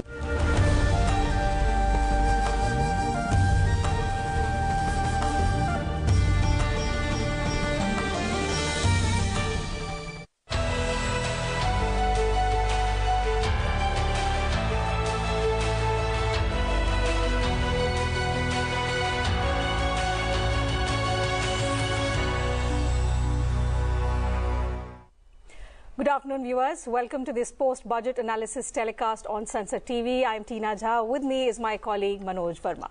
So, Finance Minister Nirmala Sitharaman has presented the Union Budget for the year 2025-26 in Parliament, which was her 8th consecutive budget presentation, and in which she outlined the core priorities of Budget 2025, emphasizing 5 key objectives, which are driving economic growth, ensuring inclusive development, boosting private sector investment, strengthening household consumption, enhancing the spending power of India's expanding middle class.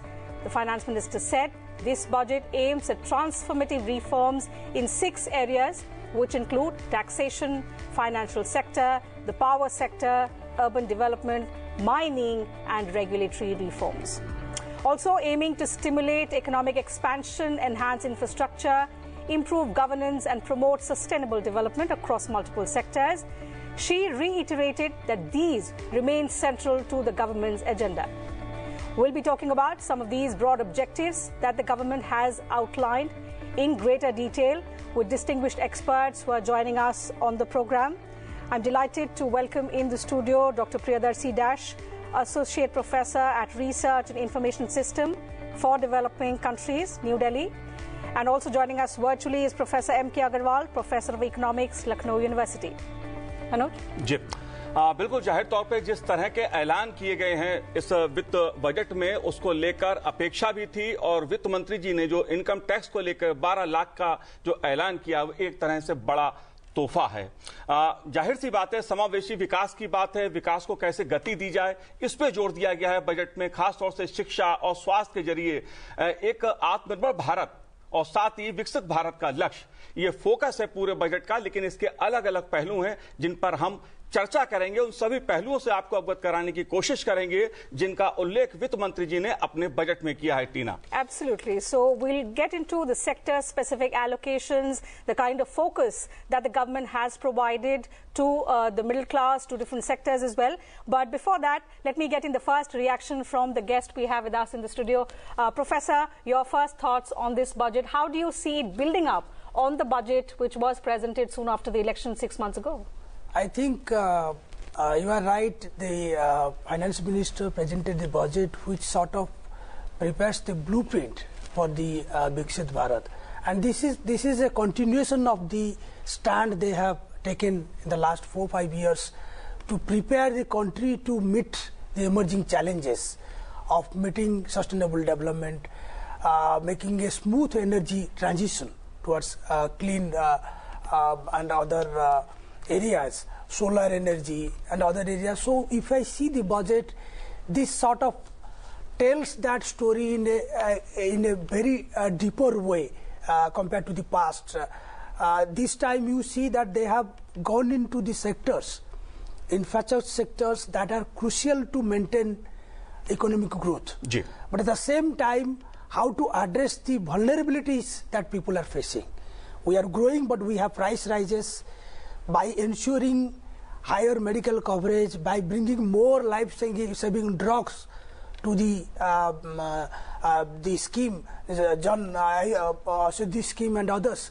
So there's a kind of blend of the growth objective with social security measures, taking into account the specific challenges faced by the manufacturing sectors, MSME sectors. So overall, the budget is more of a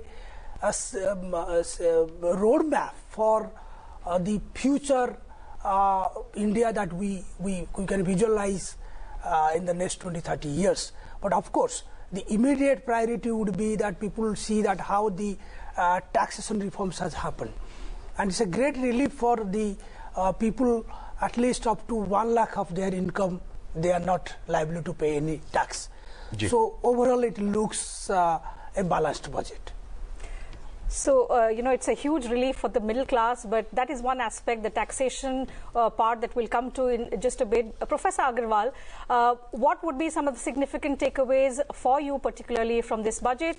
Does it meet the expectations that all of us and the different sectors had from Finance Minister Nirmala Sitharaman? See, as far as expectation of different sectors, it is never completed. but whatever we discussed and whatever we aspired for the, taking the economy forward at very high pace, while taking all on board, that is the inclusive growth strategy, and pushing the economy forward, we believe that whatever we discussed in the morning, that came true. Whether it is for the middle class benefits, and in terms of middle class benefits, definitely it is the direct tax benefit. Other than that, there has been a procedural, you can say, smoothness that has been conducted. Senior citizens have been taken care of. Besides, if you are looking at the things through this, what has Nirmala Sitharaman has done is, that is linking it with the growth strategy. It is not simply a dole out to the, in terms of income tax. There have been indirect taxes also, whether it is the basic custom duty, etc. There has been a great relaxation, and all are being done with an aim to promote Atmanirbhar Bharat Abhiyan. For example, if custom duty has been relaxed on the cancer drugs or other drugs, so what is the objective? Objective is to promote drug manufacturing in India. So given this type of thing, we believe that the budget is very well packaged for inclusive growth strategy and developing new growth centers. Whatever it is called, it is the growth engines that Nirmala Sitharaman has called. There are 4 growth engines she has defined through. And then efficient production structure that has been highlighted very well in this budget. So that is the hallmark. And it is in continuity with the earlier budget, whether it is for the 24-25 or even earlier budget, or it is linked with the next 5 to 10 budgets. You will find that it is the base or the ground for the next 5 to 10 budgets. You can read out what is going to come for the next few budgets. So I believe it is highly growth centric, highly it is equity oriented, and highly it is for the new growth momentum to be generated in the economy. So I believe it is a great source of inspiration for the further budgets. जी बिल्कुल, देश की अर्थव्यवस्था को गति देने वाला budget है, और जैसा निर्मला सीतारमण जी ने अपने बजट में कहा कि समावेशी विकास को गति देगा ये बजट, सबका ख्याल रखा गया है इस बजट में। एक तरह से कहा जाए कि सभी वर्गों को कुछ ना कुछ देने का कोशिश की है निर्मला जी ने। मैं प्रोफेसर साहब आपसे जानना चाहूंगा, क्योंकि बात हम और दूसरे पहलू पर भी करेंगे, लेकिन बात मैं करना चाहता हूं ग्रामीण अर्थव्यवस्था की, किसानों की, क्योंकि अगर देखिए चाहे मखाना बोर्ड के गठन की बात हो बिहार में, या कपास के किसान की चिंता हो, या किसान क्रेडिट कार्ड की बात हो, इन तमाम सेक्टर्स का निर्मला जी ने अपने बजट में ख्याल रखा है और अधिक से अधिक देने की कोशिश की है। क्योंकि यह बात सच है, क्योंकि हमारी जो कृषि है वो हमारी जीडीपी को ग्रोथ देने का काम करती है, उसे गति देने का काम करती है। आप कैसे देखते हैं इस पहलू को? नहीं, बिल्कुल आपकी बात से पूरी तरह से सहमत हूं, क्योंकि एग्रीकल्चर सेक्टर को एक रेसिडुअल सेक्टर के हिसाब से नहीं मानना चाहिए। जी, हम ये नहीं बोल रहे कि एग्रीकल्चर को हमने कभी इंपॉर्टेंस नहीं दिया है, लेकिन कभी कभी ये मान लिया जाता है कि वहां पे डिपेंडेंस ज्यादा है, शायद इसी तरह ही एग्रीकल्चर का कंट्रीब्यूशन होगा। बट ये जो थोड़ा डीप थिंकिंग है इस बजट में, कॉटन बोर्ड, ये जो मखाना बोर्ड, ऐसा करके जो पोस्ट ऑफिस को एक ज्यादा तो रोल दिया गया है, मुद्रा स्कीम, ये जो स्कीम को प्रमोट करने के लिए विश्वकर्मा जो सब है उनको, तो ये एक तरीके से एक सॉर्ट ऑफ मॉनिटरिंग का अप्रोच रखा गया है कि जो स्कीम सरकार लागू करती है वह सही तरीके से इम्प्लीमेंट होता है कि नहीं ग्राउंड में, और अगर कुछ गैप्स रह जाता है तो शायद ये पोस्ट ऑफिस का जो 2.5 लाख जो सेवक होंगे जी, उनके थ्रू ये इंफॉर्मेशन गैदर कर सकते हैं कि प्रोग्राम का सक्सेस का पैटर्न क्या है, ये सच में मदद करता है कि नहीं to generate self employment other things. उसको छोड़ के जो एमएसएमई और जो स्टार्टअप को जो बढ़ावा दिया गया है, जो क्रेडिट गारंटी के जरिए वो दे रहे, वो भी एक पॉजिटिव सिग्नल है। अगर आप इकोनॉमिक सर्वे देखेंगे लास्ट जो पीछे प्रेजेंट किया गया कल, उसमें ये बोला गया है कि urban demand has slowed down, लेकिन रूरल डिमांड अभी भी काफी फेवरेबल है, जो जिसके वजह से अभी कंजप्शन, ओवरऑल कंजप्शन जो इंडियन इकोनॉमी में वो अच्छा है। तो रूरल सेक्टर का ये जो मोमेंटम है, उसको मेरे ख्याल से बजट का जो जो ऑप्टिमिज्म जो क्रिएट किया गया है, खाली फाइनेंस दे देने से नहीं होगा, फाइनेंस का साथ जो इंसेंटिव का पैकेज करना था थोड़ा बहुत इसमें हुआ है, तो मेरे ख्याल से ये एक अच्छा दिशा दिखा रहा है। जी बिल्कुल टीना, जैसे देखा जाए कि दलहन के मामले में देश आत्मनिर्भर हो, दालों के मामले में देश आत्मनिर्भर हो, इस दिशा से भी एक 6 साल का मिशन शुरू करने की सरकार ने, वित्त मंत्री जी ने अपने बजट में घोषणा की है। टीना, You're right, Manoj. And since we're talking about agriculture, let me remind our viewers that in the budget that was presented soon after the elections in July, agriculture was among the top priorities in the list of 9 priorities that the government had announced. In this budget, we are seeing the consistent focus on the critical agriculture sector, which contributes significantly to the country's growth, also generates significant employment, very critical for the country's growth. Professor Agarwal, and towards agricultural focus, we're seeing a new scheme coming up, the Dhan Dhyan Krishi Yojana, which is going to cover 100 districts with low yields, modern crop intensity and below average credit parameters. Now, how do you see this strengthening our efforts, the existing efforts of the government towards increasing productivity and at the same time increasing resilience? This is the strategy. You know, those who were outside the, growth momentum of the nation or the economy, these were the outliers. Just look at it. These were the outliers, low productivity districts. Now they are being transformed into high productivity, high value addition crops. So that is the strategy, and this is, you can say, convergence. What we call in economics, it is the convergence moment, that is those who have been lagging, they are given a big push so that they are moving with high growth, so that they can come up with the mainstream growth momentum. And this is about it is not only in one state, it is across the states. Similarly, if you are looking, this is for the Atmanirbhar. So you will find many, objectives are being fulfilled through one stroke. That is, Atmanirbhar Bharat Abhiyan is being fulfilled. Similarly, if you are looking at the urea, you will find that it is being established in the eastern part of the country, so that we are Atmanirbhar in terms of urea supply to the farmers.